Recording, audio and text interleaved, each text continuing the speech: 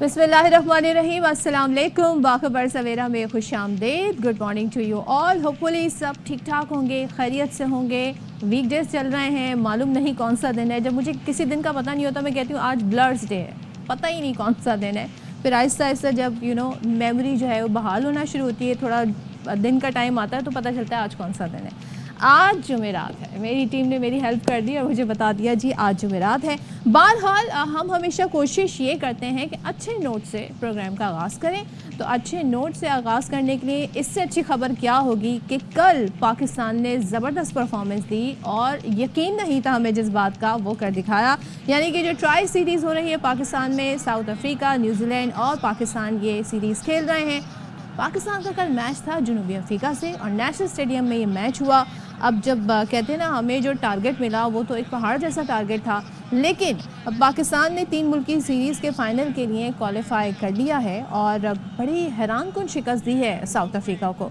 तो शाहीनों ने 353 रन्स का हदफ 1 ओवर पहले हासिल कर लिया और अब कल हो रहा है फाइनल जो कि न्यूजीलैंड के साथ होगा। तो देखेंगे जी ये जो टीम है ये कैसा परफॉर्मेंस देती है। लेकिन जो हम प्लेयर्स की बात करें, शुरू में हमारी 3 विकेटें गिर गई, तकरीबन 150 के स्कोर पे हमारी 3 विकेटें गिर गई थी। उस वक्त सब दिल हार बैठे थे, बाबर भी चले गए थे, फ़खर 40-41 रन बना के चले गए थे। उसके बाद जब रिजवान और सलमान अली आगा दोनों क्रीज़ पर मौजूद थे तो दोनों ने जो पार्टनरशिप लगाई है और फिर मैच को बिल्कुल आखिर तक पहुंचाया है। आखिर में सलमान आगा आउट हो गए थे 1 बॉल पहले, लेकिन ये है कि जो क्रेडिट जाता है वो इन दोनों प्लेयर्स को ही जाता है। तो ज़रा बता देते हैं हुआ क्या।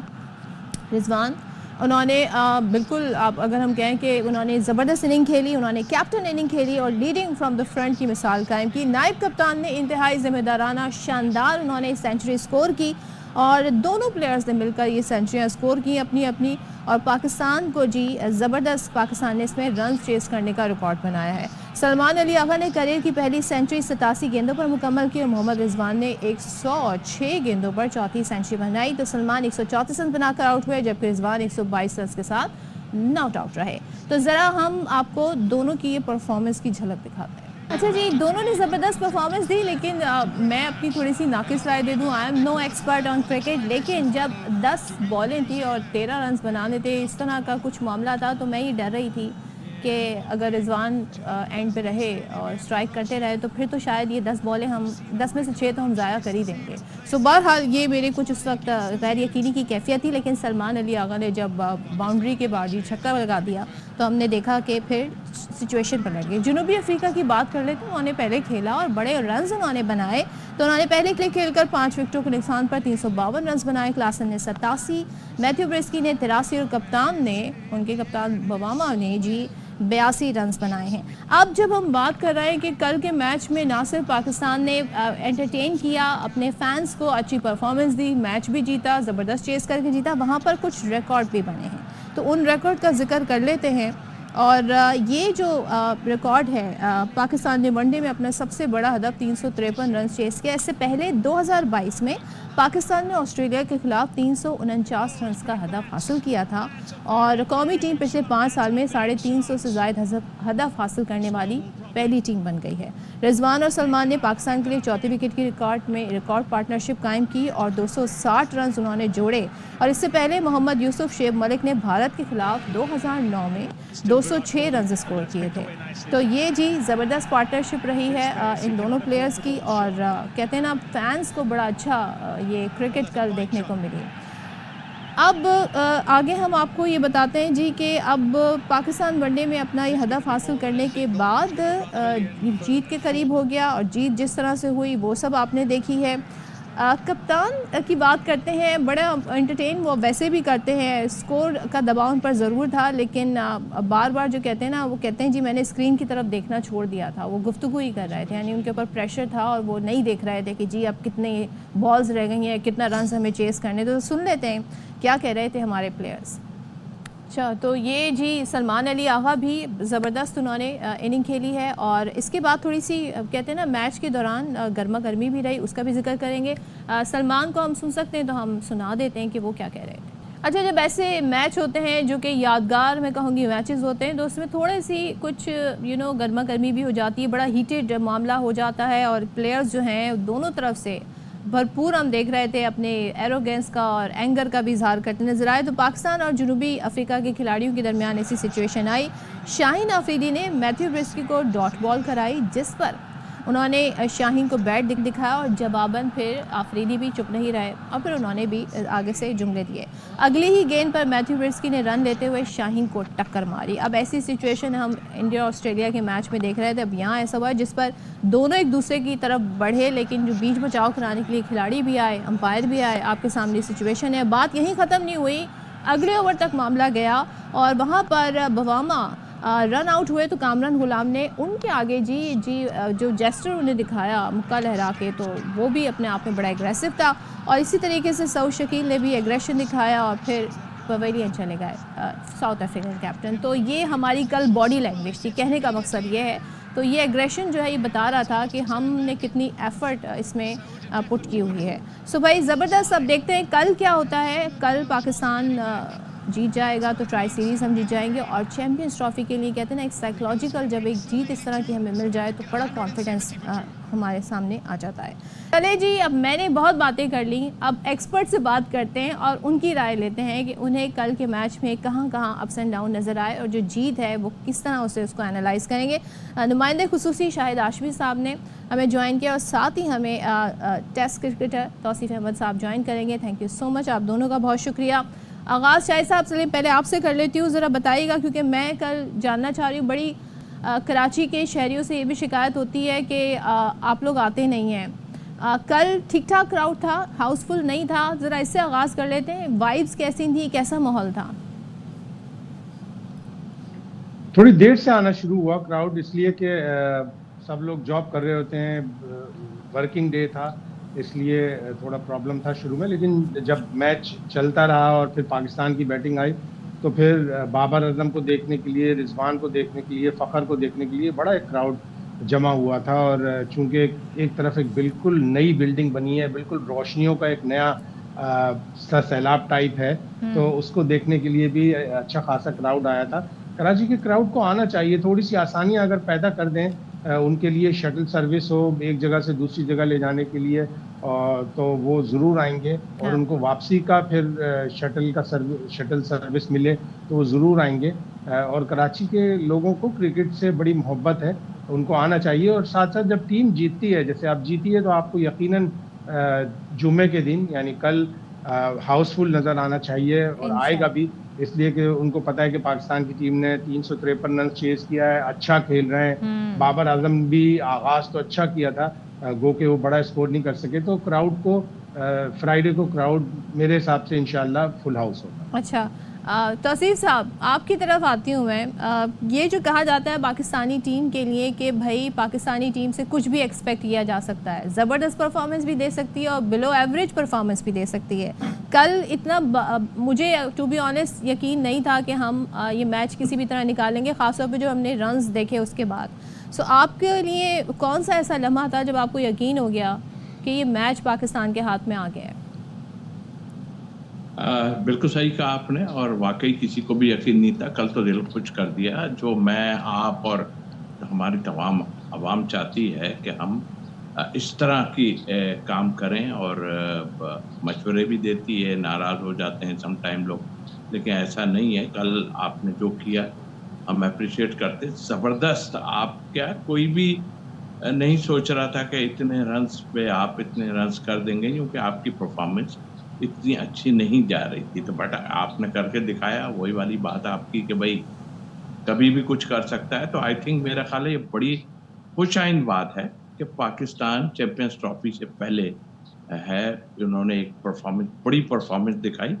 और मुझे काफ़ी उम्मीद है कि जो है पाकिस्तान कल फाइनल भी इंशाल्लाह जीतेगा ज़रूर। और एक ऐसा लगता है जैसे कि एक भूख थी, उसे जो है ख़त्म किया है पाकिस्तान ने। और कल मैं नजीब के प्रोग्राम में बैठा था, शाहिद साहब भी उसमें थे, हम लास्ट में ये बात कर रहे थे कि ये पिच ऐसी है, और फिर उनकी बॉलिंग हमारी बॉलिंग से फिर भी हल्की, हमने ज़्यादा रन दिए, लेकिन उनकी बॉलिंग हमसे हल्की बॉलिंग है। ये हमारी लास्ट में ऑन एयर बात हुई है, हो सकता है। लेकिन वही दिल में धड़का कि भाई इतना पहाड़ जैसे रन्स कौन करेगा यार। اور یقینی طور پہ ایک ہم اپریشیٹ کرتے ہیں ان سب کو. بڑی اچھی پارٹنرشپ ملی.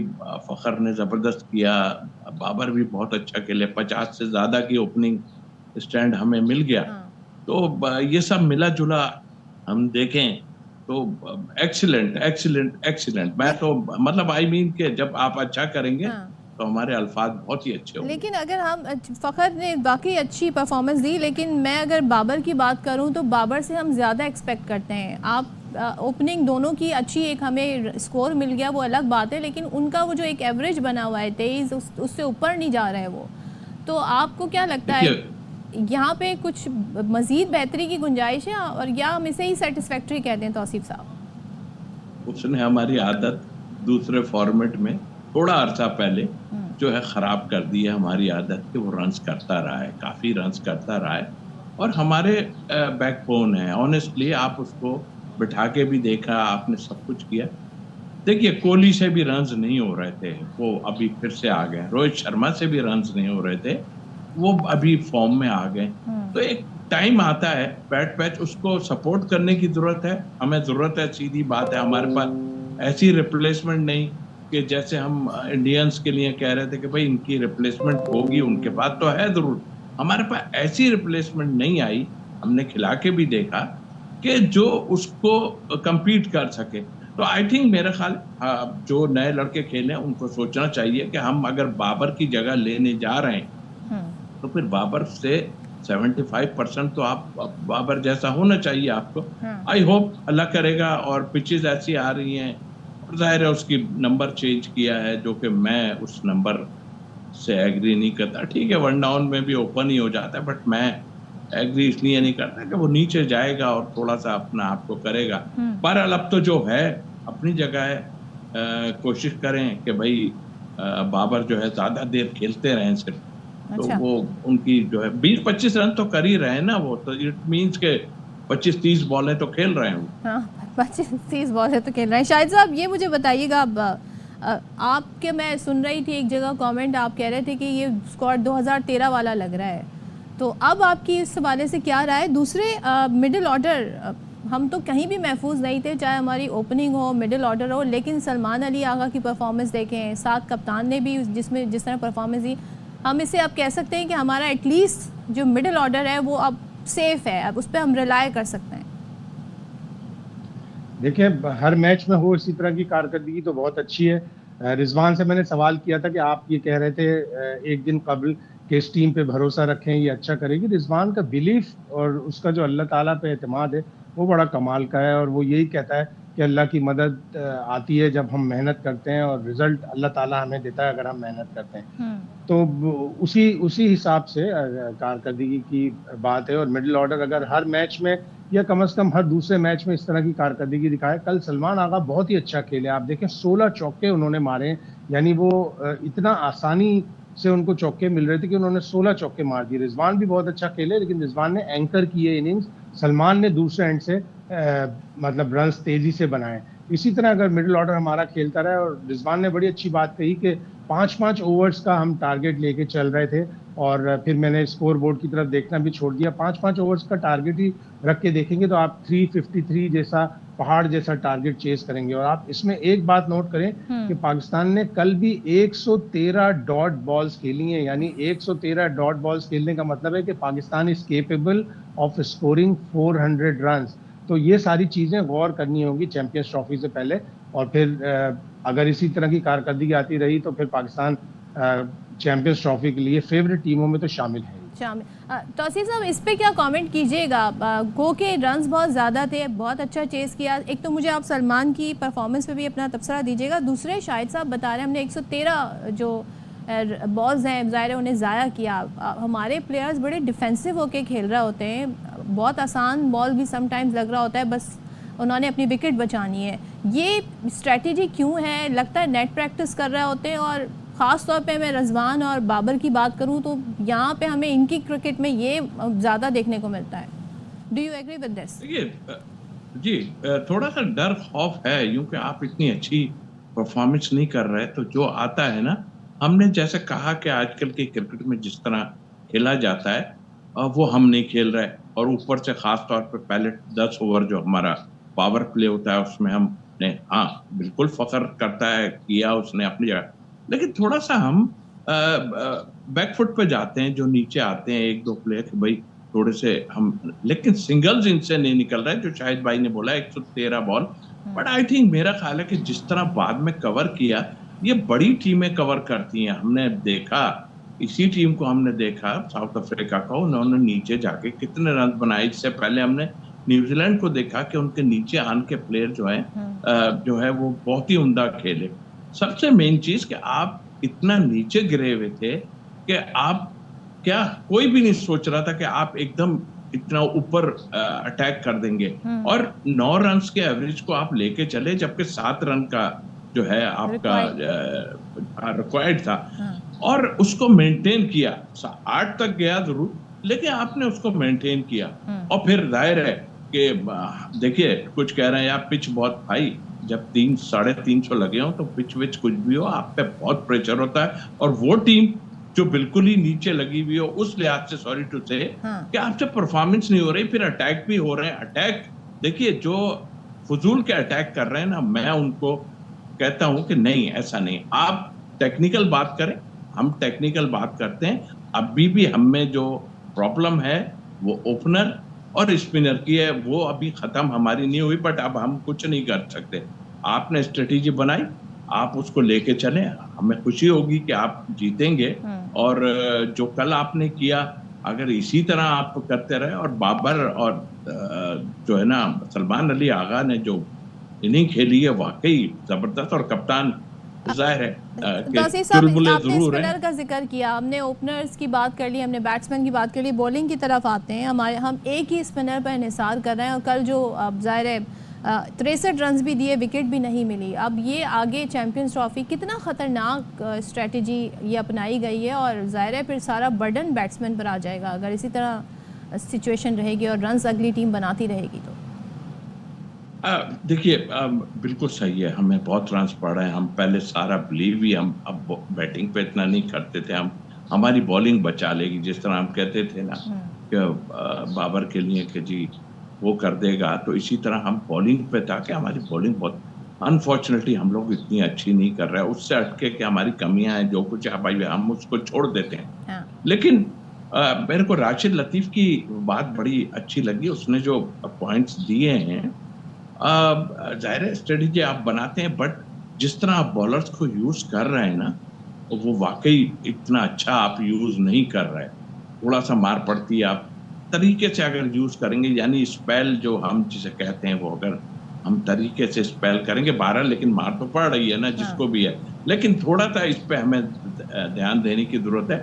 باہر بیٹھے ہیں عاقب ہیں، یہ ظاہر کوشش کرتے ہیں، ان کی آپس میں بات ہوتی ہے کہ جی پہلا یہاں سے کرنا ہے، پھر چوتھا اس کو دینا ہے، 5واں اس کو دینا ہے. یہ سب چیزیں ڈسکس ہوتی ہیں بٹ اس کو اتنا اچھا یوز نہیں کیا. ہمارے مین بولر کی جب پٹائی ہو رہی ہوتی ہے نا تو ہمارا تو دل دھڑک رہا ہوتا ہے کہ یار یہی کرنے والے ہیں اور انہی کو مار پڑ رہی ہے. اور پھر کہ ہمارے جو ریگولر بولر نہیں ہیں ان کو ظاہر ہے کہ اب ان کو تو آپ کچھ کہہ نہیں سکتے ہیں. اب کیا کہیں، اٹس ٹو لیٹ. لیکن شاہد صاحب سے میں اس پہ ذرا کامنٹ دے لوں. شاہد صاحب حسنین نسیم شاہ نے 140 رنز دیے، سارا دباؤ شاہین آفریدی پر رہا. اب ہمارے تو بڑا اٹیک رہتا تھا، بولنگ اٹیک ہمارا مشہور تھا.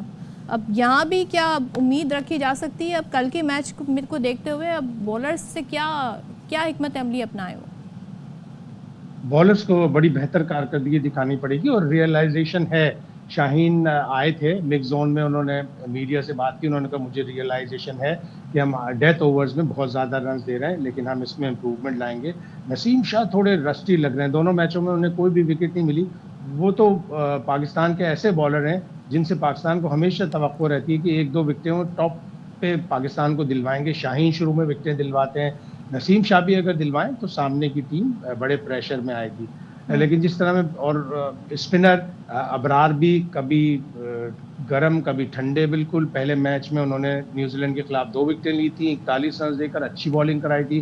کل ذرا ان کے اوپر مشکل ٹائم تھا، لیکن یہ پچ بالرز کے لیے بڑی ڈیفیکلٹ تھی. اس پہ بالنگ کرنا بہت مشکل ہوتا ہے. اس پہ وہی بالر کامیاب رہتا ہے جو وکٹ ٹو وکٹ بالنگ کرے، اس لیے نہ تو اتنا زیادہ सीम हो रही थी इसके ऊपर, और ना ही एटमॉस्फेयर से इतनी कोई मदद मिल रही थी कि स्विंग होती बॉल। तो ये विकेट बॉलर्स के लिए बहुत मुश्किल थी। और जनूबी अफ्रीका के जो कोच हैं रॉब वॉल्टर, वो भी जब आए थे उन्होंने भी कहा कि ये विकेट बॉलर्स के लिए बड़ी मुश्किल थी, बैटिंग के लिए अच्छी थी, इसीलिए इस पे तकरीबन दोनों टीमों ने मिलाकर 707 रन बनाए। और मुझे सबसे ज़्यादा खुशी तो जी तौसीफ साहब, आप कुछ ऐड करना चाह रहे हैं? मैं एक कह रहा था शाहिद भाई थोड़ा सा जो है ना, जो कल इंसिडेंट हुआ है ना, मैं बल्कि ये तो एक पैगाम ही जाना चाहिए कि थोड़ा सा हल्का हाथ रखें, ठीक है अपनी जगह है, बट हमारे प्लेयरों की थोड़ी गलती ज़्यादा थी, तो उन चीज़ों को थोड़ा सा अवॉइड करना चाहिए मेरे हिसाब से। ज़्यादा गलती कामरान गुलाम की है। शाहीन आए थे जब ऊपर बात या वो तो वाइड था, वो कर सकता है। हाँ, शाहीन नहीं, कोई भी बाहर आप ग्राउंड में आए तो आप मुल्क की रिप्रेजेंटेशन कर रहे हैं, आप क्रिकेट का हिस्सा हैं, आप सब्स्टिट्यूट भी आए। और जिस प्लेयर के सामने उसने मुक्का लहराया और उसके ऊपर आवाज़ें कसी, वो जनूबी अफ्रीका का इंतहाई शरीफ उल नफ्स कप्तान है। उसको बहुत ही हैरानी हुई कि एक प्लेयर ने मेरे सामने आके ऐसे मुक्का लहराया और वो किया। यकीनन पाकिस्तान की टीम मैनेजमेंट को कामरान गुलाम को बुला के समझाना चाहिए कि इस तरह नहीं करते। आप अपना शोर मचाते हुए दूसरी तरफ चले जाते, सेलिब्रेट कर लेते, लेकिन एक प्लेयर के सामने, वो भी टीम का कप्तान है, सामने की टीम का कप्तान है, उसके सामने आपने आके इस तरह मुक्का लहराया और गुस्सा शो किया, ये नाकाबिल कबूल। हाँ, ये नहीं होना चाहिए। और बीइंग अ होस्ट तो आपको ज़्यादा अच्छे अपनी मेहमान नवाजी जेस्टर का इज़हार करना चाहिए। Thank you so much Tausif साहब, thank you so much. Shahid Hashmi हमारे साथ थे, और जी कम देखेंगे और दुआ गो हैं हमारी टीम अच्छा परफॉर्म करे और ये सीरीज़ जीत ले। लेट्स सी क्या होता है। लेकिन जाते जाते मैं आपको बता दूं, ब्रेक पर जा रही हूँ। आईसीसी ने चैंपियन कप्तान सरफराज अहमद को चैंपियंस ट्रॉफी का सफ़ीर मुकर्रर कर दिया है, और सरफराज की क़ियादत में पाकिस्तान ने 2017 में, आप सबको याद होगा, how can you forget, champions trophy हमने 2017 में जीती थी। उनकी कैप्टनसी में भारत के साबिक खिलाड़ी शिखर धवन, न्यूजीलैंड के टिम साउदी और ऑस्ट्रेलिया के शेन वॉटसन का नाम भी सफ़ीरों में शामिल है। तो अब भाई ज़बरदस्त, और कहते हैं such an honour for Sarfaraz and for Pakistan. तो यहाँ पर ब्रेक लेते हैं, ब्रेक के बाद वापस आते हैं।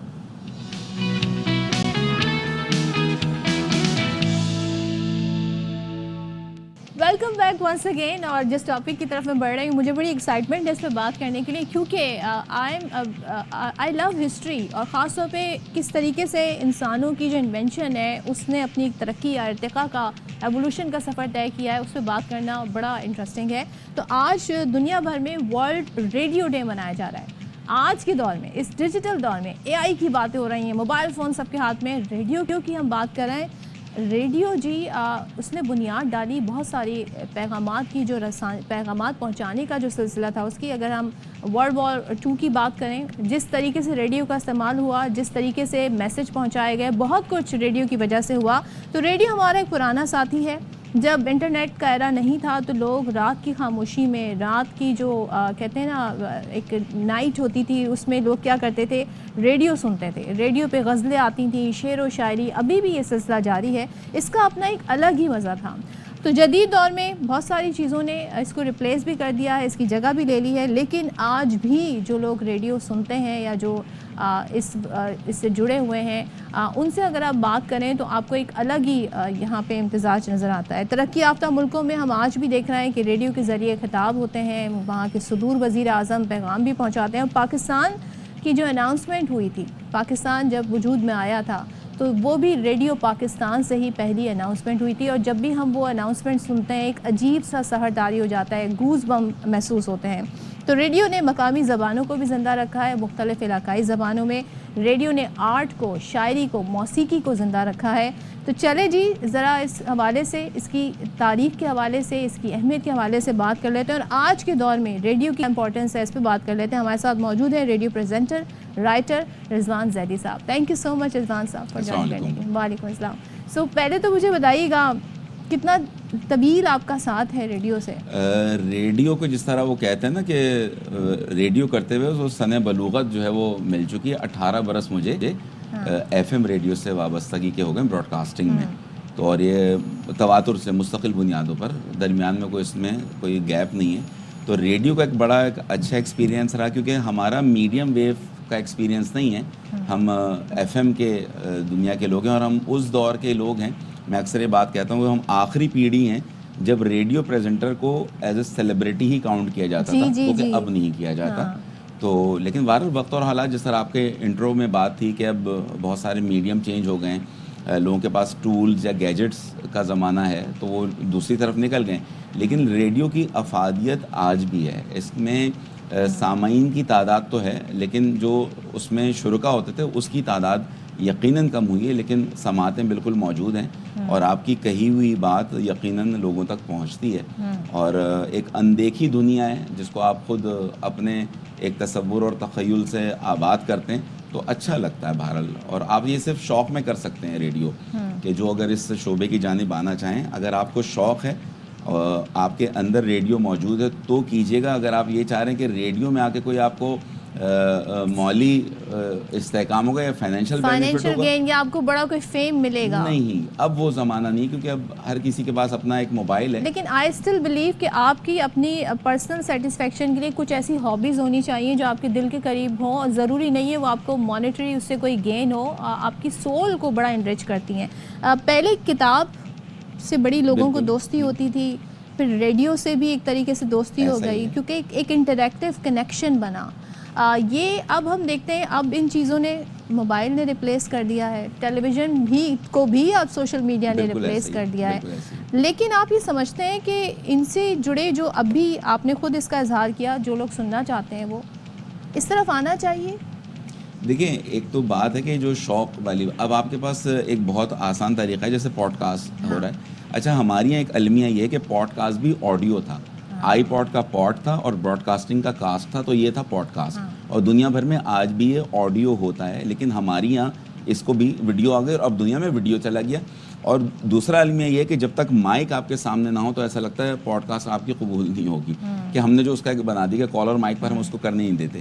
تو آنا ضرور چاہیے, کیتھارسس بہت ضروری. دیکھیں, اگر میری زندگی میں ریڈیو نہیں ہوتا تو نہ جانے یہ دماغ کی شریانیں کب تک کروٹ لے چکی ہوتی.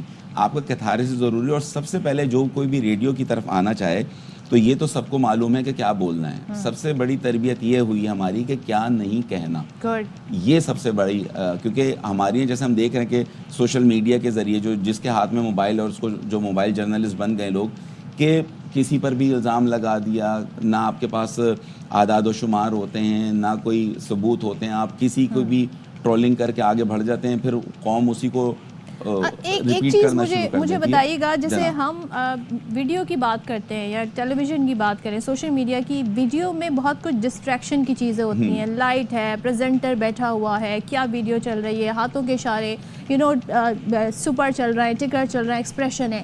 ریڈیو میں یہ نہیں ہوتا. ریڈیو میں you have to use your mind, آپ کو اپنے امیجنیشن پہ ریلائی کرنا پڑتا ہے. آواز سے آپ ایک تعلق جوڑتے ہیں, اس کے تلفظ سے, اس کی ادائیگی سے. کوئی آپ کے پاس مارجن نہیں ہوتا کہ کچھ ڈسٹریکشن کی کوئی چیز آ جائے, کوئی پاز آ جائے یا کوئی آپ ٹیزر دے دیں. یہ کتنا مشکل ہے کرنے کا. دیکھیں, ریڈیو جتنا آسان لگتا ہے اتنا آسان ہے نہیں, کیونکہ ہم عام زندگی میں ہم بھی بہت کیجول ہوتے ہیں. لیکن جب ہم جیسی کیمرہ لائٹ ایکشن جس طرح ٹیلی ویژن میں ہوتا ہے, جیسی ہم جب آن ایئر ہمارا فیڈر آن ہوتا ہے تو ہم اس ایک امیانس کے اندر ہوتے ہیں, اور یہ ایک تربیت کا بھی سلسلہ ہوتا ہے. اور یہ بات آپ کی بالکل ٹھیک ہے. دیکھیں, آپ جیسے مارننگ شو کی لائٹ کے ذریعے آپ ہیپننگ کریٹ کر لیتے ہیں, یا اگر آپ کوئی سیڈ سین ہے تو آپ لائٹ سے اس کو کر لیتے ہیں. ریڈیو میں صرف آپ کی آواز کا جو زیرو بم ہے, آپ اس کے ذریعے کوئی ماحول بناتے ہیں, چاہے وہ ڈرائیو ٹائم ہو, اس کے اندر جو پریزنٹر بیٹھا ہوا ہوگا وہ آپ کو انرجیٹک بات کر رہا ہوگا. لیکن ہمارے یہاں بھی ایک مجھے ایسا لگتا ہے کہ وہ بھیڑ چال ہے کہ شام کے وقت یہ گانے سنیں گے یا رات کے وقت ہم یہ گانے سنیں گے. انٹرٹینمنٹ جو ہے دراصل محظوظ ہونا ہے. اگر آپ کو کتب بینی سے شغف ہے تو آپ یقیناً جب کتاب پڑھیں گے آپ اس سے انٹرٹین ہوں گی. لیکن ہماری انٹرٹینمنٹ کے بھی معنی جو ہیں وہ کیونکہ سوسائٹی نے ایک اپنے بنا لیے, اور آپ اس سے کچھ کر نہیں سکتے, کیونکہ جس کو غلط العام اور غلط العوام کہتے ہیں اب اس جانب آ گیا. لیکن ریڈیو آج بھی بہت ایگزسٹ کرتا ہے لوگوں کی زندگی, اور جو آپ وہی میں آپ کے انٹرو کی طرف جاؤں کہ اسی موبائل سے ہی ایک ذریعہ. لیکن دیکھیے, سب سے بڑی بات کیا ہے کہ ریڈیو کو آج تک صنعت کا درجہ نہیں دیا گیا. اچھا, کہ ریڈیو پریزنٹر کی فیس صرف شوق میں آپ کر سکتے ہیں, آپ اس سے اپنے دیگر معاملات بہتر نہیں کر سکتے. اور دوسرا یہ کہ وہ واحد ذریعہ ہے جو آپ کو مفت فراہم ہوتا ہے. ٹیلی ویژن پھر بھی آپ دیکھ رہے ہیں, اگر آپ انٹرنیٹ کے ذریعے بھی دیکھ رہے ہیں تو آپ, اگر میں سے فردر آپ کی اسی بات کو آگے بڑھاؤں تو آج کے اس دور میں جہاں اتنی ساری چیزیں ٹیکنالوجی اویلیبل ہے اور آپ نے کہا اسے صنعت کا درجہ بھی نہیں دیا, کیا کیا جا سکتا ہے اس ایمبٹ میں رہتے ہوئے کہ جو ریڈیو سے وابستہ لوگ ہیں وہ اپنا یہ سفر بھی جاری رکھیں اور ظاہر ہے ان کی زندگی میں بھی بہتری آئے؟ دیکھیں اب یہ تو جو پالیسی ساز لوگ ہیں جن کے ہاتھ میں یہ نظم بست و کشاد والی بات ہے, یہ تو ان کے کرنے کا فیصلہ ہے. میں تو صرف جو میں دیکھ رہا ہوں میں تو صرف وہ بیان کر رہا ہوں. اور جو میں وہ بات کر رہا تھا, دیکھیں اگر ریڈیو فری میں مفت میں آپ کو آج بھی دستیاب ہے نا, جس کے موبائل میں FM ہے وہ سن سکتا ہے. اگر آپ ٹی وی دیکھتے ہیں تو آپ کیبل والے کو بھی پیسے دیتے ہیں 100 200 500 روپے, یا اگر آپ یوٹیوب کے ذریعے ٹیلی ویژن دیکھ رہے ہیں تو آپ انٹرنیٹ سروس جو آپ کو دے رہا ہے یا اپنے موبائل کو آپ پیسے دے رہے ہیں. ریڈیو آج بھی آپ کو مفت میں جو ہے وہ دستیاب ہے. آپ یہ فریکوینسی کے اوپر ہے, اور اب تو جتنی بھی فریکوینسی ہیں انہوں نے بھی اپنی ایپس بنوا لی ہیں. اور اب پہلے تو ریڈیو کا تھا کہ 50 کلومیٹر کے ریڈیس میں آپ سنا جائے گا, جو فریکوینسی ہوتی ہے FM کی ایک شارٹ جو ریڈیس کے اندر ہوتا ہے. لیکن اب تمام FMs پہ اس کی اپلیکیشن ہے, ایپ کے ذریعے دنیا کے کسی کونے میں بیٹھے ہوئے آپ پروگرام کرو. تو میں ایک ویب ریڈیو بھی کرتا ہوں, تو جب ہم ویب ریڈیو میں ہم کو صرف یہ ایڈوانٹیج ہوتا ہے کہ ہمیں پلس کا علم ہوتا ہے کہ ہمیں دنیا کے کس کس ممالک میں سب سنا جا رہا ہے, فیڈ بیک آ رہا ہوتا ہے, فیڈ بیک آ رہا ہوتا ہے. لیکن جو کنونشنل ریڈیو ہے اس میں آپ کو نہیں پتا ہوتا کہ آپ کو 2 لوگ سن رہے ہیں کوئی کال کرے کہ کہ کال کرے یا جو بھی ہے. پھر ایک الگ ریڈیو کی ایک الگ دنیا اور مزیدار دنیا ہے. اور 18 برس ظاہر سی بات ہے اگر مستقل بنیادوں پر کام کرتے ہوئے ہو گئے تو کسی نے جبر تو ہم پر کیا نہیں, یہ ہم اپنی شوق کی بنیاد پر ہی جو کام بلکہ بھائی مشورہ یہ دیا جاتا ہے ایکٹرز کو اور جو سنگرز ہیں کہ اگر وہ آنا چاہتے ہیں تو پہلے ریڈیو پر اپنی آواز جو ہے اس کو ذرا پالش کریں. رضوان تھینک یو سو مچ, بہت مختصر ٹائم میں ہم نے آپ سے بہت ساری انفارمیشن حاصل کی ریڈیو کے حوالے سے. لیکن میں یہ چاہوں گی یہ کیمرہ آپ کا, اب بریک آپ نے لینی ہے لیکن اپنے انداز میں. اگر آپ چاہیں کوئی شعر سنا دیں, چاہیں تو کوئی پیغام دیں, اس کے ساتھ بریک لے لیں. دیکھیں آج فیض صاحب کا یوم ولادت بھی, تو ہم پرورش لوح و قلم کرتے رہیں گے, جو دل پہ گزرتی ہے رقم کرتے رہیں گے. تشریح وقفے کی جانب گامزن ہو رہے ہیں, تھوڑی دیر میں آپ سے پھر ملاقات ہوگی, ہمارے ساتھ رہیے گا. واہ.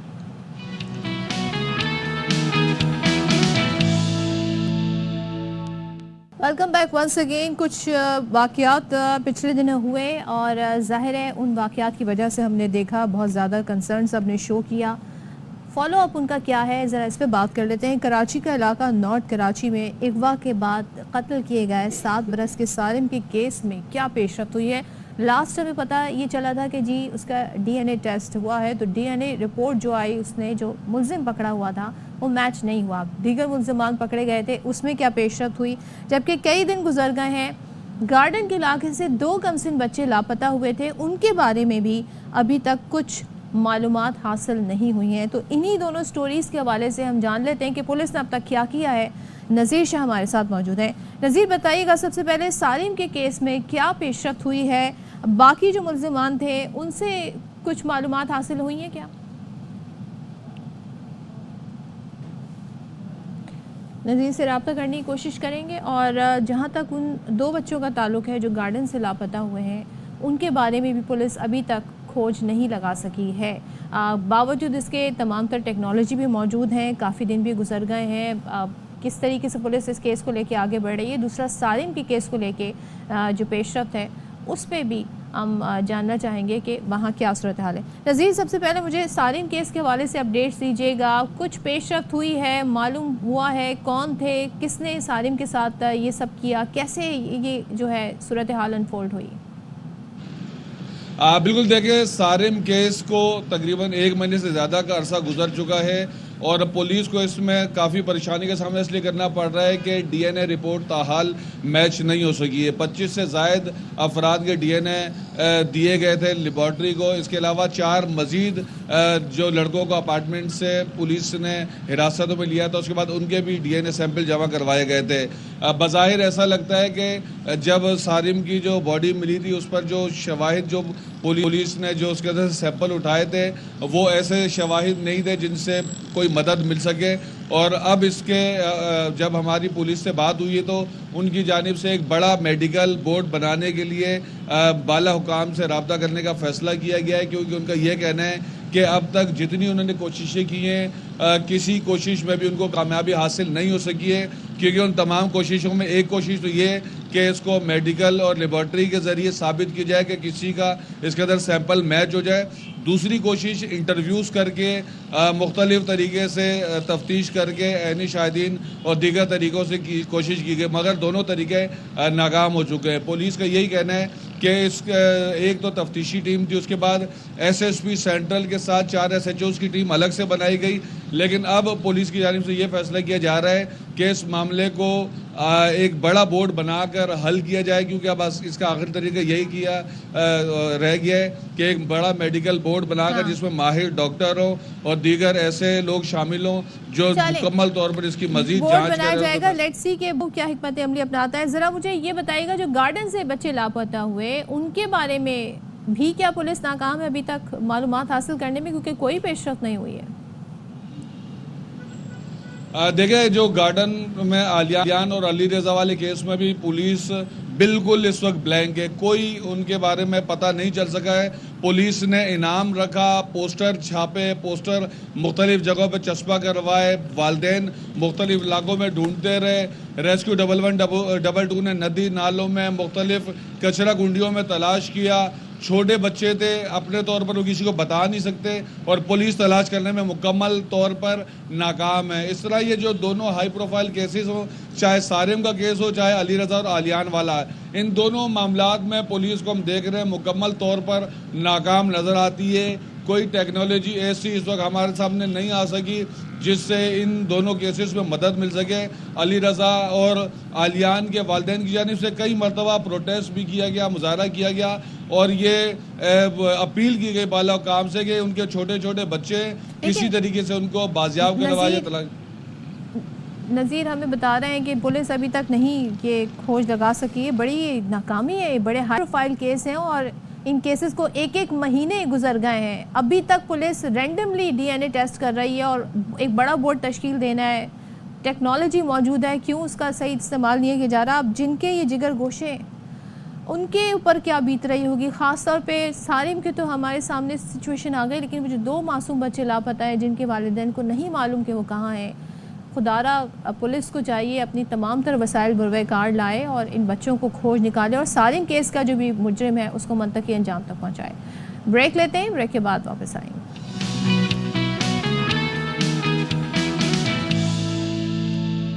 ونس اگین السلام علیکم اور ویلکم ٹو باخبر سویرا. 9 سے 10 آپ کا ہمارا ساتھ، 10 سے 11 بھی انشاءاللہ یہ ساتھ رہے گا اور آپ کا فیڈ بیک آتا ہے جو کہ بہت ویلیوبل ہے، بہت ہمیں اس سے ہیلپ ملتی ہے. سو اگر آپ کچھ مس کر دیتے ہیں وہ آپ ہمیں فالو کر سکتے ہیں، ریپیٹ میں دیکھ سکتے ہیں شام 4 بجے، نہیں تو یوٹیوب پہ آپ ہمیں فالو کیجئے اور لائیو دیکھیے. سب سے بہترین چیز تو یہ کہ آپ ہمیں لائیو دیکھیے. اور دوسرا یہ کہ باخبر سویرا کا پیج ہے فیس بک پر، ٹویٹر یعنی ایکس ایپ پر بھی ہم موجود ہیں، تو یہاں سے ہمیں بہت فیڈ بیک ملتا ہے، انسٹا سے بھی ہمیں کافی فیڈ بیک مل جاتا ہے. تو چلے جی، اب موسم کی ہم اکثر و بیشتر بات کر رہے ہوتے ہیں تو ہم AQI انڈیکس بھی چیک کر رہے ہوتے ہیں، لیکن ابھی موسم جو ہے بس ایک طریقے سے ٹھہر سا گیا ہے. فیب کا موسم لگ رہا ہے ٹھہر گیا ہے. اب رمضانوں سے پہلے کیا صورتحال بنتی ہے، اینڈ ہوپ فلی بہت سارے لوگ رمضانوں سے پہلے بڑی تیاری بھی کرتے ہیں. تیاری ان دا سینس، ایک تو یہ تیاری ہوتی ہے کہ جی کون سے پکوان بننے ہیں، کچھ لوگ عید کی خریداری کی بھی تیاری کر رہے ہوتے ہیں، لیکن آپ نے اسپرچولی بھی تیاری کرنی ہے. بہت ساری چیزیں ہیں جو ہم ابھی سے عادت اپنائیں گے تو وہ ہمیں ہیلپ آؤٹ کریں گی رمضان میں. گو کہ اب ٹائم کم رہ گیا لیکن still there is like 15 days left, so ہم بہت کچھ اس میں کر سکتے ہیں. اب سندھ حکومت نے اعلیٰ سطح اجلاس میں کراچی میں ہیوی ٹریفک کے حوالے سے کچھ فیصلے کیے ہیں. اب یہ فیصلے کیا ہیں یہ ہمارے سامنے آئے ہیں. وزیر داخلہ سندھ کہتے ہیں کہ جو کچرا اٹھانے والی گاڑیاں ہیں، جو ہیوی ٹریفک ہے اور اس کے علاوہ جو ٹرالرز ہیں ان پر دن کے اوقات میں پابندی لگا دی گئی ہے اور ہیوی ٹریفک رات 11 سے صبح 6 بجے تک روڈ پر آ سکتی ہے. یہ اس اجلاس میں فیصلہ ہوا ہے. 3500 ہیوی گاڑیوں پر 15 دن میں ٹیگنگ کروائیں یا رجسٹریشن کروائیں ورنہ پھر چالان ہوگا اور چالان کا اختیار ہیڈ کانسٹیبل تک کو دیا گیا ہے. وزیر داخلہ سندھ کہتے ہیں کہ کراچی میں جو بھی روڈ بلاک کرے گا، راستہ روکے گا، اس کے خلاف مقدمہ بھی درج کیا جائے گا. جبکہ میئر کراچی مرتضی وہاب کا کہنا ہے کہ شہریوں کی جان سب سے اہم ہے, ٹریفک حادثات میں لوگ جاں بحق ہو رہے ہیں. تو یہ کچھ اہم فیصلے کیے گئے ہیں. اب جو ہیوی گاڑیاں ہیں 15 دن میں ان کی ٹیگنگ ہوگی, رجسٹریشن ہوگی, نہیں تو پھر چالان ہوگا, یہ فیصلہ ہوا ہے. اب 15 دن کی ڈیڈ لائن کو میٹ کیا جائے گا, اس کے لیے کیا اضافی جو ہے وہ فورس تعینات کی جائے گی ٹریفک پولیس کی, کیا جائے گا یہ دیکھنا ہوگا. لیکن سوال یہاں پر یہ ہے کہ ہیوی ٹریفک پر تو آلریڈی پابندی تھی, بار بار اس کا اظہار کیا جا رہا تھا کہ جی یہ رات 11 سے صبح 6 بجے تک ٹریول کر سکتے ہیں, دن کے اوقات میں نہیں. تو چلیں اور کیا فیصلے ہوئے اور کتنی فورسفلی ان پر عمل درآمد کروایا جائے گا, بات کر لیتے ہیں. ترجمان سندھ حکومت سعدیہ جاوید ہمارے ساتھ ہیں. سعدیہ یہ بتائیے گا, اس سے پہلے بھی یہ کہا گیا تھا کہ یہ پالیسی ان پلیس ہے کہ ہیوی ٹریفک صرف رات کے اوقات میں 11 سے 6 بجے تک صبح آئے گا, دن کے اوقات میں نہیں آئے گا. اب یہ کن گاڑیوں پر یہ پابندی لگائی گئی ہے؟ کچرا اٹھانے والی گاڑیوں پر بھی پابندی لگائی گئی ہے. What about other vehicles? بسم اللہ الرحمن الرحیم. گڈ مارننگ صدف. Good morning. کل مسلسل 3-4 دن سے سندھ گورنمنٹ جو شہر میں رپورٹ ہو رہے ہیں انسیڈنٹ ایکسیڈنٹ کے ہیوی گاڑیوں سے, اس پہ اجلاس ہو رہے تھے. پہلے آپ کو پتہ ایک اجلاس چیف سیکرٹری صاحب نے کیا تھا, اس میں بھی کچھ ہدایات جاری کی گئی تھیں اور ان کو کہا گیا تھا کہ امپلیمنٹ کریں. کل جو ہے وہ میئر کراچی اور ہوم منسٹر صاحب باقی پولیس کے ہائی آفیشل نے اجلاس کیا ہے. دیکھیں 11 سے 6 بالکل کورٹ کے آرڈرز تھے, ہائی کورٹ کے آرڈرز تھے کہ گاڑیاں ہیوی ٹریفک جو ہے وہ رات کو 11 بجے سے لے کر صبح 6 بجے تک شہر میں داخل ہوگی. وہ فیصلہ برقرار رکھا گیا ہے, لیکن اس کو بائی فورس اطلاق کرانے کے لیے کہا گیا ہے. ٹریفک پولیس کے ساتھ ساتھ جو شہر میں دوسری پولیس ہے اس کو ٹریفک پولیس کی سپورٹ کے لیے کہا گیا ہے, اور اس فیصلے کو انفورس کرایا جائے گا شہر میں. جو سالڈ ویسٹ کی گاڑیاں ہیں اور جو ضروری اجناس شہر میں سپلائی ہوتے ہیں, ان گاڑیوں کو اجازت دی گئی ہے کہ وہ دن کے اوقات میں کام کریں, لیکن جو سالڈ ویسٹ ہے اس کو کہا گیا ہے کہ 1 سے 1.5 مہینے کے اندر آپ بھی اپنا سارا آپریشنز رات کو شفٹ کریں گے. آپ کی تمام گاڑیوں پر جو ہے وہ 10 دن کے اندر ٹیگنگ کرا دی جائے گی. واٹر بورڈ کی سارے جو واٹر ٹینکرز ہیں ان پہ ٹیگنگ کرا دی جائے گی, اور باقی جو پرائیویٹ کانٹریکٹرز ہیں جو ہیوی ٹریفک ہیوی وہیکلز رکھتے ہیں ان کو کہا گیا ہے کہ آپ 15 دن کے اندر اندر اپنی گاڑیوں کی ٹیگنگ کرائیں. ٹیگنگ ذرا ہمیں ایکسپلین کر دیں. رجسٹریشن تو ظاہر ہے ہمیں سمجھ آتی ہے, ذرا ٹیگنگ کو تھوڑا ایکسپلین کر دیں دیکھنے والوں کے لیے. جو گاڑیاں فٹنس ہوگی ان پہ اسٹیکر کیا جائے گا. جہاں تک میں سمجھ رہی ہوں اس بات کو کہ جن گاڑیوں کا فٹنس گورنمنٹ آف سندھ کے ڈپارٹمنٹ ٹریفک پولیس سے ہوگا ان گاڑیوں کو ٹیگ کر دیا جائے گا کہ مطلب یہ گاڑیاں چیکڈ ہیں. اور لیکن بائی فورس, ظاہر سی بات ہے بائی فورس اطلاق کرنا پڑے گا, کیونکہ شہریوں کی جان و مال کا تحفظ سندھ حکومت کی ذمہ داری ہے. اور بالکل اس بات میں کوئی وہ نہیں ہے. جن گھروں سے اس درمیان انتقال لوگوں کا ایکسیڈنٹ ہوا اور وہ لوگ انتقال کر گئے حادثات میں, وہ سندھ حکومت کے لیے بالکل سوالیہ نشان ہے کہ اتنے بڑے پیمانے پر شہر میں روڈ ایکسیڈنٹس ہوئے. مجھے سعدیہ مجھے ایک چیز بتائیے گا, آپ نے اس پلان کے بارے میں بتایا کہ اسے فورسفلی اس پر عمل درآمد کروایا جائے گا, کیونکہ یہ پالیسی پہلے سے تھی, عدالت کے احکامات بھی تھے کہ رات 11 سے صبح 6 کے دوران یہ سفر کریں گے, باقی اوقات میں یہ سڑکوں پہ نظر نہیں آئے گی ہیوی ٹریفک. لیکن جب آپ یہ کہتی ہیں کہ ہمیں ٹریفک اہلکاروں کی مدد کے لیے پولیس کو بھی اس میں انوالو کرنا پڑے گا, تو یہ کتنے عرصے تک پولیس ان کی معاونت کر سکتی ہے؟ ویسے ہی کراچی کے مسائل الگ ہیں, امن و امان سے ریلیٹڈ, جرائم سے ریلیٹڈ, تو پولیس تو وہاں بھی پوری نفری نہیں ہے ان کی, یہاں لگ جائے گی پولیس اور برڈن ان پہ ہو جائے گا. تو یہ فیزیبل ہے یہ؟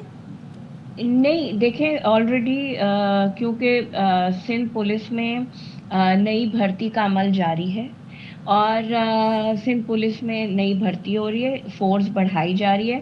اسی طرح ट्रैफिक पुलिस में भी भर्ती के लिए होम मिनिस्टर साहब ने होम सेक्रेटरी को कहा है कि आप जो हैं वो प्रोसीजर स्टार्ट करें ताकि कराची में जो एहलकारों की कमी है वो भी पूरी की जाए। बाकी सूबे में भी एहलकारों की बिल्कुल कमी, आपकी बात सही है, लेकिन इस वक्त ये एक वॉर फुटिंग पे ट्रैफिक के मामलात को कराची के देखने की ज़रूरत है, वही गवर्नमेंट करेगी, क्योंकि इसलिए कि इतनी ज़्यादा रिपोर्टिंग किसी भी गवर्नमेंट के लिए मुझे नहीं लगता कि अच्छी बात है। दुनिया में भी, आपके मुल्क में भी गलत इतने मैसेजिंग होता शहरियों है। का इतने कम अरसे में मरना भी बड़ा अलमिया है। जी। मुझे सादिया दो चीज़ें बता दें, जो ट्रैफिक हादसात में लोग मरे, जो ड्राइवर्स थे, कितनी गिरफ्तारियां हुई हैं, और ख़ास तौर पे जो ख़ानदान जहाँ पे ये ज़ाहिर जिन पे ये गुजरी है, बच्चे कहीं यतीम हो गए, कहीं पे और इश्यूज़ होंगे, उनकी कफ़ालत के लिए क्या हुकूमत कर रही है? जी, वो उस पे आज सीएम साहब के पास मीटिंग है। एक तो वो चेक किया जाएगा कि जो चीफ सेक्रेटरी साहब ने और इससे पहले होम मिनिस्टर साहब ने मीटिंग की थी, उसके जो मामलात हैं उसको किस तरह इन्फोर्स किया जा रहा है, इम्प्लीमेंटेशन हो रही है या नहीं हो रही। और दूसरा ये जो कंपनसेशन वाला मामला है कि रोड हादसात में लोगों को कंपनसेट, लेकिन देखें उसके लिए आज सीएम साहब मीटिंग कर रहे हैं और मैं उम्मीद करती हूँ, क्योंकि सिंध गवर्नमेंट अपने शहरियों के तहफ़्फ़ुज़, जान और माल को यकीनी बनाना चाहती है, जब भी पूरी तरह से गवर्नमेंट ने इस चीज़ पे एक्शन लिया है। और आज जो है इंशाल्लाह इस पे, और अगर लॉ मेकिंग भी करनी पड़ी रोड एक्सीडेंट्स के हवाले से, तो वो भी कंपनसेशन के हवाले से सिंध गवर्नमेंट करेगी। दूसरा, एक कल और बात की गई है कि कोई भी रोड ब्लॉक करेगा उसके खिलाफ कार्रवाई होगी, एफआईआर काटी जाएगी। ये बिल्कुल करना, क्योंकि देखिए कराची शहर बहुत, एक तो पाकिस्तान का और दुनिया का छठा मोस्ट पॉपुलेटेड सिटी है, पोर्ट सिटी है, ट्रैफिक है, आबादी कोई 4 करोड़ के बराबर है इस शहर की, जो एक तो वो है। तो आए दिन होता है कि जी मेरी बात नहीं मानी, चाहे वो पॉलिटिकल फोर्सेस हों, चाहे वो मजहबी फोर्सेस हों, और चाहे ये डंपर एसोसिएशन हो, पानी के टैंकर की एसोसिएशन हो, वो रोड बंद करके बैठ जाते हैं और शहर को जो है वो ब्लॉक कर देते हैं, वो रुक जाता है। ठीक है, आप जी बिल्कुल रुक जाता है। और इसीलिए ये कहा गया है कि अगर कोई करेगा उसके खिलाफ एक्शन होगा, एफआईआर होगी, और दूसरा बिल करनी पड़ेगी। और कोई भी अगर इश्तियाल अंगेजी फैलाने की कोशिश करेगा इस शहर में, लॉ एंड ऑर्डर की सिचुएशन खराब करने की कोशिश करेगा, तो उसके कानून हरकत में आएगा। चलिए, thank you so much Sadia, आपने दिया। और कानून की बालादस्ती होनी चाहिए, और भाई कानून है ही इसलिए कि डिटेरेंस कायम हो और जराइम की रोकथाम हो, तो उसको उसके ऊपर इम्प्लीमेंटेशन करवाना भी हुकूमत की जिम्मेदारी है। हाँ जी, अब जब हम बात कर रहे होते हैं कि ये तमाम तर इशू हैं, इनको रिजॉल्व करना है, तो कुछ और भी ऐसे मामलात हैं जो अक्सर व बेशतर मीडिया पर हाईलाइट होते हैं, वो तशद्दुद के वाक़यात हैं। ख़ास तौर पे वो जो बच्चे जो घरों में काम करते हैं या छोटी उम्रों में जिन्हें काम करना पड़ता है, क्योंकि बच्चों पर जिस तरीके का तशद्दुद हो रहा है, जिस तरह की रिपोर्ट सामने आती हैं दिल दहला देने वाली। अब जो सेनेट की कमेटी है बराए इंसानी हुकूक, उसका इजलास हुआ, और इस इजलास में ख़ास तौर पर जो बच्चों के ख़िलाफ़ जराइम होते हैं उसकी रोकथाम के लिए क्या किया जा रहा है, कानून साजी क्या की जा रही है, क्या इंतज़ामी उमूर है, इसका जायज़ा लिया गया। तो आईजी सिंध गुलाम नबी मेमन ने कमेटी को ब्रीफिंग दी और बताया कि 2024 के दौरान 279 अगवा के केसेस रिपोर्ट हुए, जिनमें से 269 बच्चे बाजियाब कराए गए, जबकि 64 केसेस अदालतों में ज़ेरे समात हैं। अब 2024 के हवाले से बताया गया कि कराची में 37 बच्चे कत्ल हुए, जिनमें से 22 केसेस के चालान हुए, लेकिन इसके बावजूद भी हम इस तरह के केसेस देखते हैं। अब एक वाक़या सरगोदा में पेश आया, जहाँ पर घरेलू मुलाजमा की मौत पर मुकदमा भी दर्ज किया गया है, तशद्दुद का वाक़या था। इस पे किया क्या जा रहा है, ये वाक़यात रुक क्यों नहीं रहे, कहीं पे कानून साजी जो है उसे बेहतर करने की ज़रूरत है। इस पर बात कर लेते हैं child rights activist Syed Miqdad advocate. Thank you so much join करने के लिए, बहुत शुक्रिया आपका। ज़रा बताइएगा, कानून है, अमल दरामद नहीं होता, हमें बताया जाता है जी बच्चों के लिए राइट, उनके राइट्स का प्रोटेक्शन भी मौजूद है, उस पर कानून भी बने हुए हैं, کہاں پہ خرابی ہے, کیوں ڈیٹرنس قائم نہیں ہو رہا, کیوں یہ واقعات بڑھتے جا رہے ہیں؟ تھینک یو سو مچ صدف, بہت شکریہ آپ کا. ابھی تھوڑی دیر پہلے آپ نے مسنگ چلڈرن کے حوالے سے بات کی. کراچی کے اندر بہت سے واقعات جو ہیں وہ رپورٹ ہو رہے ہیں, ایسے بچوں کے جن کے متعلق پتہ نہیں چل رہا کہ ان کو کون لے کر گیا, اور وہ ٹریفک ہو گئے, وہ اغوا ہو گئے, وہ قتل کر دیے گئے, ان کے ساتھ ابیوز ہوا. اس قسم کے واقعات رپورٹ ہو رہے ہیں. دوسری طرف بچوں کے اوپر تشدد کے بہت سے واقعات جو ہیں وہ ہمارے سامنے آ رہے ہیں, جو کہ گھریلو ملازمین کی شکل میں بھی ہیں. جو بچے گھروں میں کام کرتے ہیں ان کے ساتھ تشدد کے بے انتہا واقعات اب تک رپورٹ ہو چکے ہیں. مجھے یاد ہے کہ 2007-8 میں پہلا شازیہ مسیح کیس رپورٹ ہوا تھا, تو اس کیس کے بعد سے اب تک کہتے ہیں کہ 100 سے زائد بچوں کو قتل کر دیا گیا, بچوں کو مار دیا گیا, بچوں کے اوپر مختلف تشدد کے جو ہے وہ واقعات رپورٹ ہوتے رہے ہیں. لیکن انفارچونیٹلی کوئی اتنا اچھا لا یا اتنی اچھی لیجسلیشن ہم پورے پاکستان کے اندر نہیں کر سکے ان واقعات کو, جو گھریلو ملازمین کے ساتھ واقعات ہوتے ہیں, جو بچے گھروں میں کام کرتے ہیں. گھریلو ملازمہ ایک بچی ابھی ریسنٹلی اس کا کیس سامنے آیا کہ 13 سال کی یہ گھریلو ملازمہ تھی, میاں بیوی بدترین انہوں نے تشدد کیا. ہم سمجھ رہے ہیں لیبر لاز بڑے اسٹرانگ ہیں, چائلڈ رائٹس بڑے اسٹرانگ ہیں, کس طرح کی قانون سازی ہوگی تو یہ واقعات رکیں گے؟ بالکل, یہ انفارچونیٹلی پاکستان کے اندر جو یہ واقعات رپورٹ ہو رہے ہیں تو ان کی جو شکل نظر آتی ہے نا وہ غلامی کی شکل ہے, جدید غلامی کی شکل ان کو کہا جاتا ہے, کنٹمپریری فارم آف سلیوری.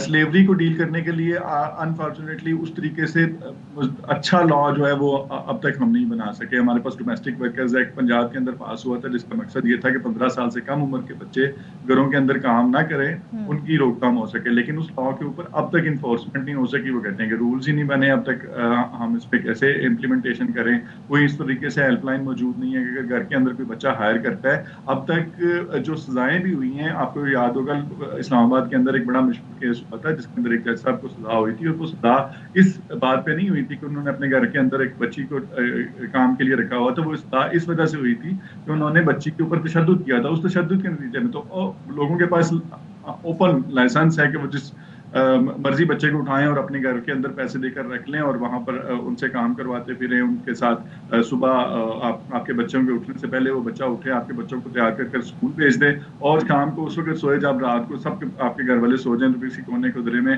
اس بچے کو وہ جگہ مل جاتی ہے. تو غلامی کی ایک جدید شکل ہے جس کو ڈیل کرنے کے لیے اچھی لیجسلیشن کی ضرورت ہے. لیکن انفارچونیٹلی سوائے پنجاب کے اندر ڈومیسٹک ورکرز ایکٹ پاس ہوا تھا جس کے اوپر امپلیمنٹیشن نہیں ہو رہی, اور باقی ٹیریٹریز کے اندر تو انفارچونیٹلی لاز موجود ہی نہیں ہیں. سندھ کی بات کر لیں, بلوچستان کی بات کر لیں, کے پی کی بات کر لیں. ایک چیز مجھے بتائیں کہ خاص طور پہ ظاہر ہے جن گھرانوں سے بچے کام کرنے جاتے ہیں اتنی چھوٹی عمر میں, انتہائی غریب فیملیز ہوتی ہیں, افورڈیبلٹی نہیں ہوتی تو بچے کام پر لگ جاتے ہیں بہت چھوٹی عمر میں. جب ان فیملیز کے بچوں کے ساتھ ایسا ہو تو وہ ماں باپ کیا کر سکتے ہیں؟ قانونی معاونت کیسے حاصل کریں؟ کیا ان کو اس بات کی اویئرنیس ہے, اور فائنینشلی طور پہ ان کے لیے یہ پریکٹیکل ہے کہ وہ مدد حاصل کر سکتے ہیں؟ آپ لوگ کس طرح کی مدد پرووائڈ کر سکتے ہیں؟ بالکل, اس کے اوپر مختلف آرگنائزیشنز کام کرتی ہیں جو قانونی امداد فراہم کرتی ہیں. سندھ کے اندر بھی موجود ہیں, لاہور کے اندر, پنجاب کے اندر بھی مختلف آرگنائزیشنز اپنے طور پر اس قسم کی معاونت فراہم کرتی ہیں. پروسیکیوشن ڈپارٹمنٹ خود بھی کوشش کرتا ہے کہ ان کیسز کے اندر جو ہے وہ اس طریقے سے قانونی امداد فراہم کی جائے کہ کسی اور کی طرف نہ دیکھنا پڑے. گورنمنٹ کے ایکسپینس کے اوپر ان کیسز کو وہ ڈیل کرنے کی کوشش کرتے ہیں. پروسیکیوشن ڈپارٹمنٹ پنجاب کے اندر اس حوالے سے کافی بہتر ہے. لیکن انفارچونیٹلی جو ایک ہمارے یہاں کلاس کا ڈفرنس ہوتا ہے, وہ فیملی جو وکٹم ہوتی ہے وہ ہمیشہ اپنے آپ کو انفیریئر فیل کرتے ہیں. وہ اس پوزیشن پر نہیں ہوتے کہ وہ اچھے طریقے سے اس کیس کو ہینڈل کر سکے, تو وہ موسٹلی کمپرومائز کی طرف چلے جاتے ہیں, جس کی وجہ سے کنوکشن ریٹ بہت کم ہے. اگر کنوکشن نہیں ہوتی تو obviously انہیں کہا جاتا ہے چپ ہو جاؤ, پیسے لے کے چپ ہو جاؤ, تو بالکل راستہ نہیں ہوتا. دونوں صورتیں, ان کو ڈرایا بھی جاتا ہے, ان کو پیسے بھی آفر کیے جاتے ہیں, تو ان کی بارگیننگ چونکہ کم ہوتی ہے پاور, تو وہ ہمیشہ بارگیننگ کی طرف پریفر کرتے ہیں, اور جس کی وجہ سے کنوکشن نہیں ہوتی. جب کنوکشن نہیں ہوتی تو ڈیٹرنس کریٹ نہیں ہوتی. تو پریونشن تو اسی وقت ہوگی جب ہمارے یہاں اچھی پروسیکیوشن ہوگی, اچھے طریقے سے اس کو سزائیں ملیں گی, اور جو ہے وہ ڈینٹ کریٹ ہوگا, اور جو بچے ہیں جو سپلائی سائڈ سے بچے آتے ہیں उस साइड पे जो जिसमें पिम्प इन्वॉल्व हैं, जिस पेरेंट्स इन्वॉल्व हैं, जो इन बच्चों को वल्नरेबल बनाते हैं, शहरों के अंदर लाकर बच्चों को बेच दिया जाता है। मैं कहता हूँ कि बेच दिया जाता है क्योंकि साल के पैसे या 6 महीने के पैसे देकर और बच्चे को जो है वो आप किसी शहर के अंदर घर के अंदर एक डिफरेंट एंगल से देखने की जरूरत होगी। वो वालिदैन जो बच्चों के साथ ऐसा कर रहे हैं और जिनके बच्चों के साथ ऐसा हो जाता है बिकॉज वो खुद बहुत गरीब हैं, इस पर बेहतर कानून साजी की ज़रूरत है। Thank you so much Mekdad, अब हमारे साथ है। होपफुली सब में ये मामला उठाया गया है तो इस वजह से अब इसमें बेहतरी आए, ये कानून जो है वो बेहतर बनाया जाए ताकि बच्चों का इस तरह इस्तेहसाल ना हो। जब हम बात करते हैं पुलिसिंग की, बड़ी तनकीद होती है जी पुलिस ने ये नहीं किया, पुलिस ने जाके अमन अमान कायम नहीं किया, लेकिन समटाइम्स हम पुलिस को तनकीद का निशाना भी बनाते हैं। समटाइम्स ऐसा होता है कि अगर चाहे भी, कहते हैं ना जब विल हो तो काम हो भी जाता है। तो यहाँ पर कुछ मिसाल ऐसे ही है कि अगर पुलिस तलाश करना चाहे तो वो बहुत कुछ तलाश कर सकती है, रिसोर्सेज का इस्तेमाल, टेक्नोलॉजी का इस्तेमाल कर सकती है। तो साइबेरियन हस्की और शिट्ज़ू कुत्ते ताहाल बाजियाब तो ना हो सके। कराची के ये पौश इलाके डिफेंस खयाबान बुखारी के बंगले से 4 फरवरी को नायाब नस्ल के 2 जो कीमती ये कुत्ते हैं ये चोरी हुए और इनके ट्रेनर के करीबी दोस्त के मुलव्वस होने का इंकशाफ हुआ। अब पुलिस जो है उसने मुलजिम एरिक की गिरफ्तारी और कुत्तों की बाजियाबी के लिए इंटेलिजेंट बेस्ड छापे मारे हैं। सो अफजल खान हमें इसकी डिटेल बता रहे हैं। करण अर्जुन के नामों से पुकारे जाने वाले खूबसूरत हस्की और शेजू कुत्तों की चोरी का मुकदमा कुत्तों के ट्रेनर नेल्सन की मुद्दईयत में दरख्शां थाने में दर्ज हुआ। पुलिस ने नामजद मुलजिम एरिक गिल की गिरफ्तारी के लिए काला पुल के करीब छापा भी मारा। ने रेड किया था काला पुल के करीब, लेकिन वो घर पे भी मौजूद नहीं है, नंबर शंबर बंद कर दिए हैं। ये है कि अब हम टेक्निकल ज़राए इस्तेमाल करते हुए हम उसकी तलाश कर रहे हैं ताकि मुलजिम भी पकड़ा जाए और कुत्ते भी बाजियाब हो सके। मुद्दई नेल्सन और मुलजिम एरिक गिल करीबी दोस्त हैं। कुत्ते एरिक गिल से मानूस हो गए तो 4 फरवरी को मुलजिम कीमती कुत्तों को लेकर फरार हो गया। वो हर आम बंदे के साथ मिल नहीं सकते, जो जिनके साथ जान पहचान मानूस हो जाते हैं उन्हीं के साथ ही जा सकते हैं। तो पहले उसने 10-12 मरतबा आया, वहाँ पे मानूस हुए, कुत्ते उसके साथ मिलजुल गए, तभी उसने वो वहाँ से चोरी कर ली। कुत्तों की बाजियाबी के लिए ऑपरेशन और इन्वेस्टिगेशन पुलिस मिलकर काम कर रही है। तफ्तीशी पुलिस नायाब नस्ल के कुत्तों की चोरी में मुलव्विस मुलजिम की गिरफ्तारी के लिए जदीद टेक्नोलॉजी का इस्तेमाल भी कर रही है। कैमरामैन मुस्तनसर हुसैन दानिश के साथ अफजल खान, ARY न्यूज़, कराची। भाई जदीद टेक्नोलॉजी का इस्तेमाल हो रहा है, वह होपफुली तलाश मिल जाए, इसमें हमें काफ़ी संजीदगी भी दिखाई दे रही है। लेट्स सी क्या होता है। ब्रेक लेते हैं, ब्रेक के बाद आते हैं।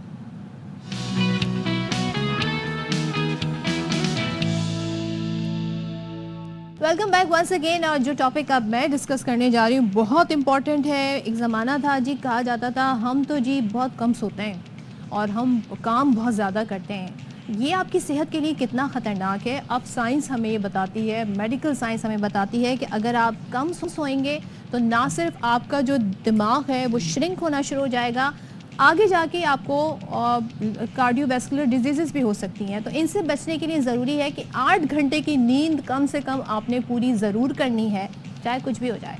लेकिन इसके साथ साथ एक और चीज़ भी है जिसे डे टाइम नैप टाइम कहते हैं, जिसे हम उर्दू में कैलूला कहते हैं। इसके बड़े फ़ायदे हैं। ये 10 मिनट की भी हो सकती है, 15 मिनट की भी हो सकती है, लेकिन ये 1 घंटे से ज़्यादा एक्सीड हो जाए तो फिर ये कैलूला फॉर्म नहीं कहलाती। इसके फ़ायदे बहुत हैं और बेशतर आपने देखा होगा कि दिन के औकात में आप जब खाना खाते हैं, लंच करते हैं, उसके बाद आप ड्राउजी फील करते हैं तो आपकी बॉडी आपको बता रही होती है कि उस वक्त से कैलूले की ज़रूरत है। तो चलें इसके फ़वाइद पे बात कर लेते हैं। हमारे साथ मौजूद हैं हर्बलिस्ट गालिब आका। Thank you so much Ghalib हमें ज्वाइन करने के लिए। नींद कितनी ज़रूरी है? रात की नींद तो बेइंतहा ज़रूरी है और उसके औकात कार भी, वो एक अलग डिस्कशन है। जो डे टाइम नैप है, आई थिंक हमारे यहाँ लोग इसको जानते हैं, ये कॉन्सेप्ट भी है, मगर nobody follows it because mostly लोग काम कर रहे होते हैं, काम के औकात होते हैं। सो क्या किया जाए? पहले तो इसकी इंपॉर्टेंस बताएं। सबसे पहले रसूलुल्लाह सल्लल्लाहु अलैहि वसल्लम की जो भी सुन्नत है यकीनन वो इंसानियत के लिए शिफा का ज़रिया भी है और एक बेहतरीन ज़रिया है ओवरऑल लाइफ स्टाइल गुजारने का। ठीक है, रसूलुल्लाह सल्लल्लाहु अलैहि वसल्लम ने फरमाया कि नैप कैलूला किया करो और शैतान कैलूला नहीं किया करता। अच्छा। बल्कि ऐसी अहादीस भी मिलती हैं या ऐसे सहाबा कराम से ऐसे वाक़यात मिलते हैं कि गुज़रते हुए अगर मार्केट से गुज़र रहे हैं हज़रत उमर फ़ारूक तो और किसी को देखें कि कैलूले का टाइम है और वो काम कर रहा है तो उसको तरगीब दी जाती थी कि कैलूला करो, जाओ कैलूला करो اور جو رہ جائے گا وہ شیطانوں میں سے ہے، یا شیطانی ایک وہ ہے. تو بات یہ اس کی اتنی اہمیت ہے اسلام میں.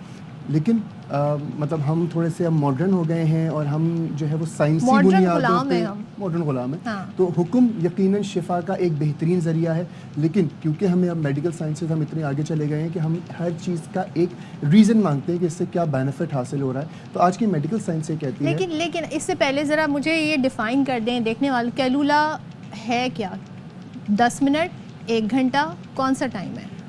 اگر میں اس کی بات کروں، میڈیکل سائنس کی بھی بات کروں، اور میں رسول اللہ صلی اللہ علیہ وسلم سے بات کروں، تو جمعے کے دن صحابہ کرام فرماتے ہیں کہ جمعے کے دن آپ صلی اللہ علیہ وسلم نے ترغیب دی کہ نماز کے بعد کیلولا کرو اور کھانا کھاؤ اور کیلولا کرو. لیکن باقی دنوں میں کیونکہ جمعے کی نماز تھوڑی سی جلدی ہوا کرتی تھی تو یہ حکم ہے، ورنہ ظہر کی نماز سے پہلے کھانا کھا لیا جاتا تھا، کیلولا کیا جاتا تھا، اور اس کے بعد ظہر کی نماز ادا کی جاتی تھی.